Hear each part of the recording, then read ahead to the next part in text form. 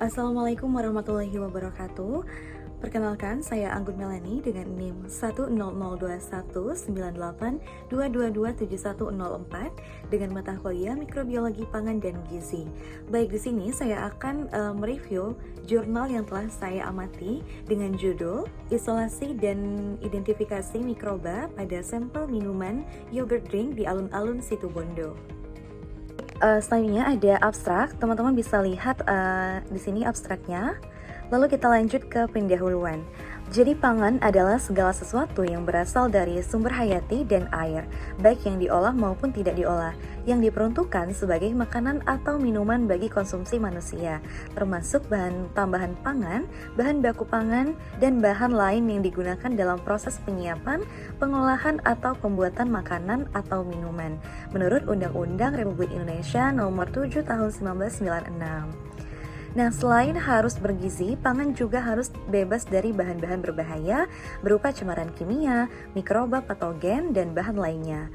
Mikroba dapat mencemari pangan melalui air, debu, udara, tanah, alat-alat pengolahan makanan, dan sekresi dari usus manusia ataupun hewan. Slide selanjutnya, jenis mikroba. Beberapa jenis mikroba umum yang dijumpai pada pangan yaitu ada bakteri, kapang, kamir, atau yeast. Mikroba juga dibagi menjadi dua berdasarkan fungsinya. Yang pertama ada mikroba yang menguntungkan dan mikroba yang tidak menguntungkan atau merugikan. Nah, bakteri dan kamir yang menguntungkan dan non-patogen biasanya dimanfaatkan untuk membuat produk pangan lain yaitu produk pangan fermentasi.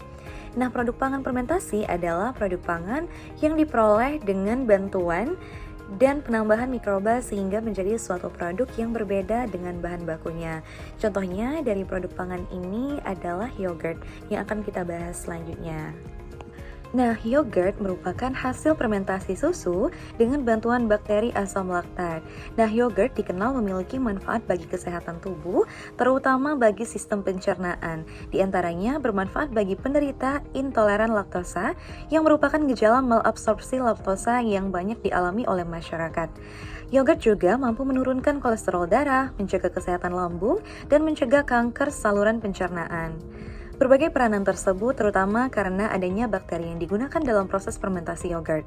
Pada yogurt, kandungan gula akan diubah menjadi asam laktat oleh bakteri asam laktat secara anaerob. Nah, bakteri-bakteri yang biasanya terdapat dalam yogurt diantaranya ada Lactobacillus burgallicus, terus ada Streptococcus thermophilus, dan lain sebagainya.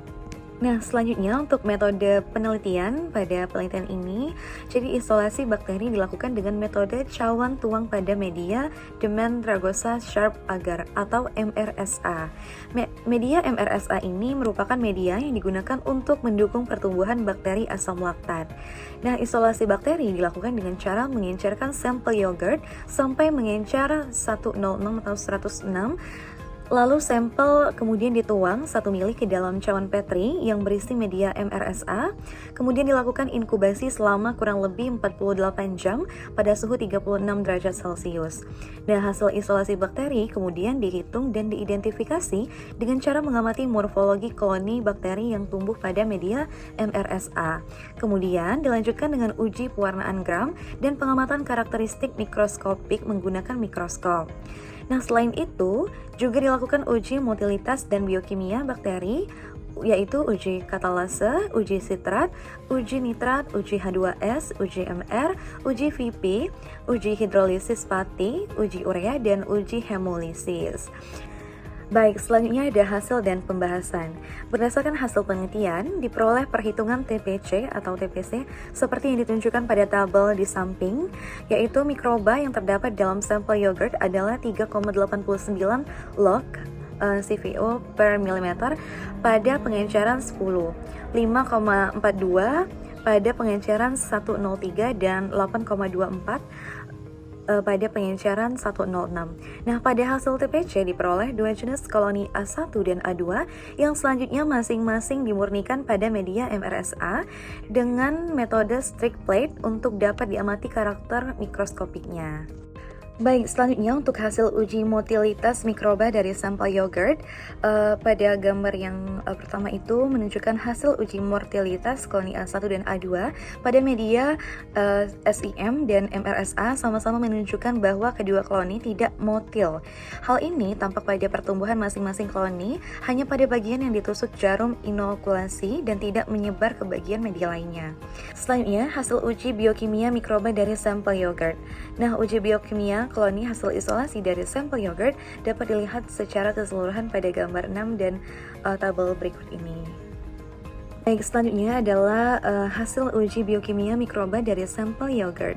Nah, berdasarkan hasil uji dan pengamatan secara makroskopik, mikroskopik, dan biokimia menunjukkan bahwa mikroba hasil isolasi dari sampel yogurt adalah Streptococcus thermophilus A1 dan Lactobacillus bulgaricus atau A2. Nah, Streptococcus thermophilus adalah bakteri gram positif berbentuk bulat, sehingga dijumpai berbentuk rantai selama pertumbuhannya.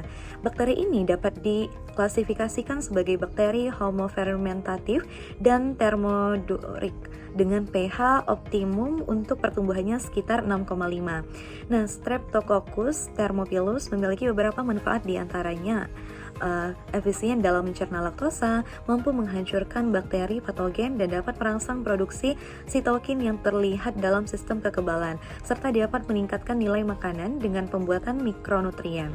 Selain itu, Streptococcus thermophilus juga mampu merontokkan rotavirus atau penyebab utama penyakit diare akut non-bakteri pada anak dan juga bayi.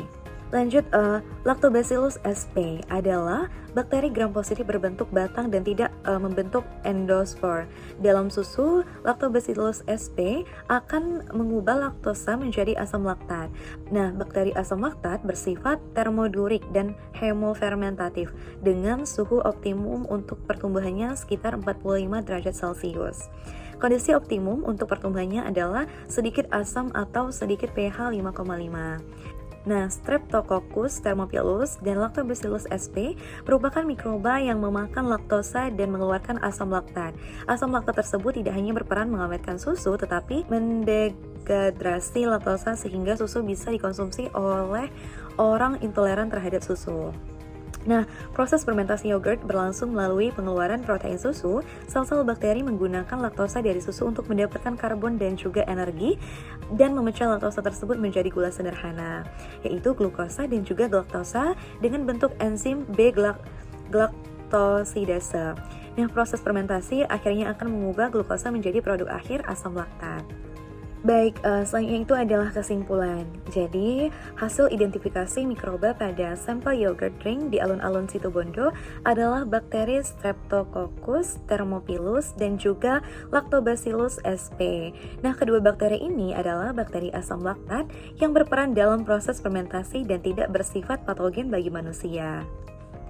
Baik, demikian review jurnal dari saya mengenai isolasi dan identifikasi mikroba pada sampel minuman yogurt drink di alun-alun Situbondo. Semoga video ini bermanfaat. Terima kasih. Wassalamualaikum warahmatullahi wabarakatuh.